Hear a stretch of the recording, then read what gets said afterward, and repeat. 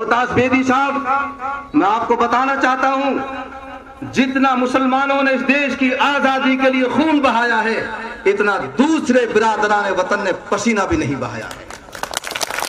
आज हमसे देशभक्ति का सबूत मांगा जाता है। जाओ, अगर भूल गए हो 1965 के अंदर, जाओ हमारे अब्दुल हमीद खान गाजीपुरी को देखो।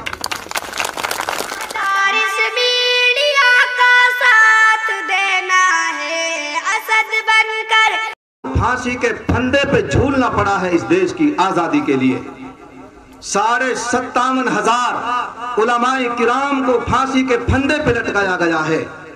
मिस्टर थॉमसन ऐतिहासिक वो कहता है कि दिल्ली के चांदनी चौक से लेकर खैबर तक कोई दरख्त ऐसा नहीं था जिस पे किसी आलिम की गर्दन न लटकी पड़ी हो। ये हमारी कुर्बानियां हैं इस देश के लिए। हजरत शेखुल हिंद रहमतुल्लाह अलैह हिजाज मुकद्दस हज के लिए गए।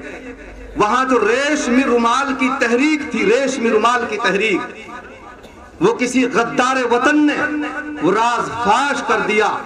मक्का मुअज्जमा से हजरत शेखुल हिंद रहमतुल्लाह अलैह, हजरत शेखुल इस्लाम रहमतुल्लाह अलैह, मौलाना अजीज गुल साहब, डॉक्टर सैफुद्दीन कचलू साहब, इन हजरात को मक्का मुकर्रमा से गिरफ्तार करके माल्टा की जेल के अंदर डाल दिया गया।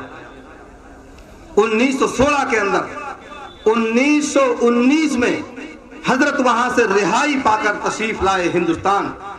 मुंबई पर, बंबई के साहिल पर जब वो जहाज आकर ठहरा तो एक ने कहा, जो अंग्रेजों का पिट्ठू था, उसने कहा कि मौलाना, आपने इतने मुसलमान मरवा दिए, इतने उलमा मरवा दिए, मदरसों और मस्जिदों पर बुलडोजर चलवा दिए, हिंदुस्तान पर तो अंग्रेजों की हुकूमत अब भी बाकी है, तुमने किया क्या है और चाहते क्या हो?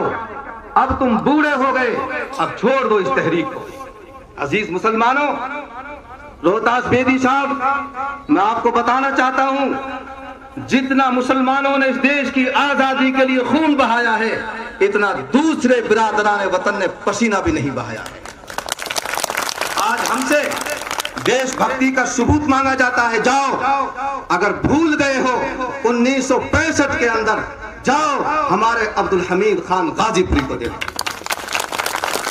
अमेरिका ने पाकिस्तान के लिए 14 पेट्रोल टैंक दिए थे। जाओ, अंबाले की छावनी में आज वो पेट्रोल टैंक वहां रखा हुआ। किसने तबाह किया उनको? अब्दुल हमीद खान गाजीपुरी ने। अपने जिस्म के चीथड़े उठा दिए, बोटी बोटी उड़ा दी, लेकिन हिंदुस्तान के साथ वफादारी का सबूत दिया है। जाओ, उस्मान ब्रिगेडर से जाकर पूछो, तुमने इस कौम के लिए, इस मुल्क के लिए क्या कुर्बानियां दी हैं। मैं तफसील में जाना नहीं चाहता, मैंने मुताला किया है बहुत गहराई से, गिराई से हिंदुस्तान की तारीख अल्हम्दुलिल्लाह मुझे याद है, इन बुजुर्गों के दुआओं के तुफैल। तो खैर, हजरत शेखुल हिंद रहमतुल्लाह अलैह से कहा, कब तुम बूढ़े हो गए, हाथ पांवों ने जवाब दे दिया, अब तो मान जाओ।